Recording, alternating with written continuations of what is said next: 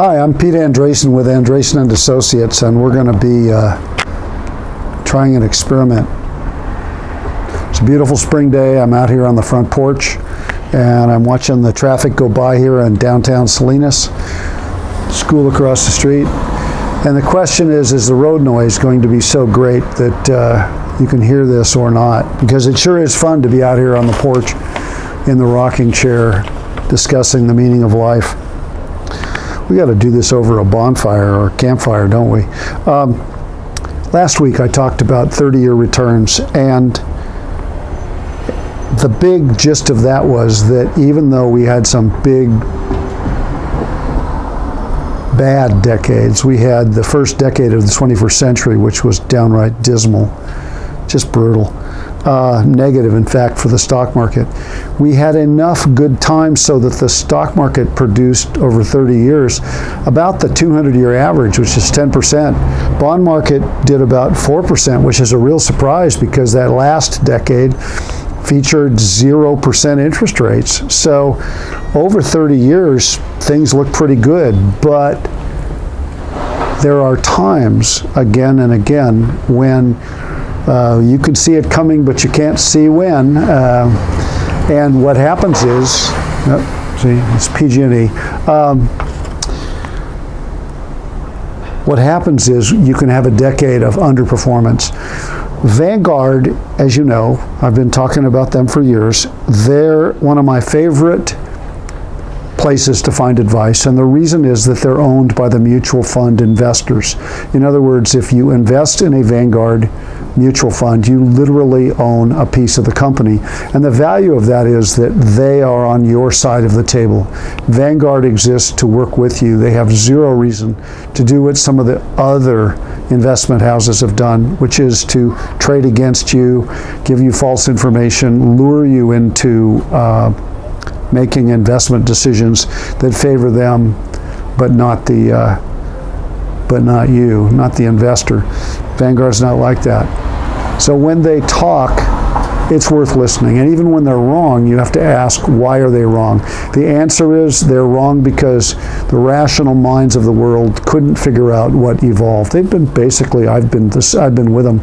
They've been wrong on some big issues for the last 4 years because they keep seeing things that rationally should emerge, like recession, but they don't. So let's take a look at some numbers. The first thing is, check out this. This is equities. This is the stock market. The first thing you've got to see right there is that growth stocks, look down 2 or 3 rows there, growth stocks are expected to have a mediocre decade. And the reason is obvious. They're really overvalued right now. The earnings margin growth has got to slow. Those higher interest rates have got to have an effect. So growth stocks are probably, according to Vanguard, they could be wrong,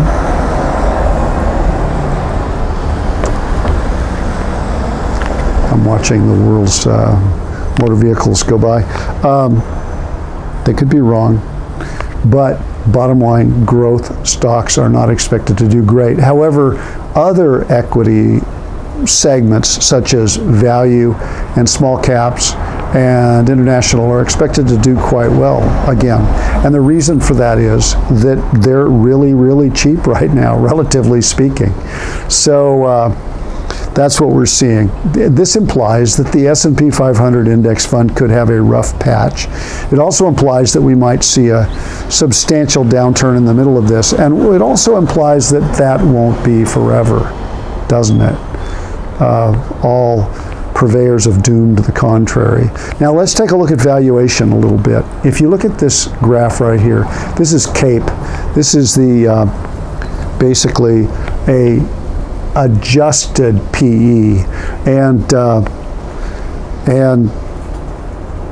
it's been extremely right in the long term at projecting future returns for the long term, and not so good at all at predicting returns in shorter time frames. But right now, as you can see, it's overvalued, but it's not grotesquely overvalued. So we could still see this market go up for a while before it doesn't. That's what this is saying. But it is also saying that there's reason to suspect that growth stocks won't keep growing as they have. They're going to take a break. And afterwards, of course, they'll do fine. Now, what about bonds? Let's take a look at the bond market. And what really shouts at me when I look at this bond chart is that I can get 5.3% right now in a 6-month treasury bill, which is essentially risk-free, which is better than the long-term returns expected for the next decade. This implies that this is a sweet spot right now, that it's a relatively good place to go to invest for the short term. Remember, when the bond market declines, either due to a recession or due to a valuation-based correction, bonds usually shoot up. So stock market down, bond market up. That's usual. It does not happen during stagflation, but it could very easily happen here. The other thing to look at is, look farther down, high yield. High yield means garbage, junk bonds. We don't do them directly. We let fund managers sort those out because there are some good buys there. And if you'll notice, Vanguard is not seeing the end of days out there. They're not seeing a bond market crash or anything like that. Now, finally, at the bottom, inflation.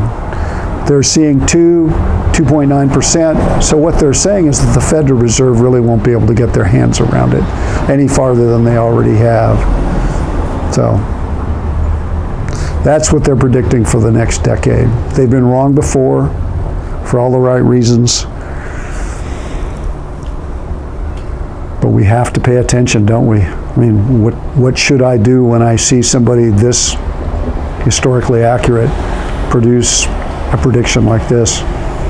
Give me a call, give me a shout, let me know what you think about this.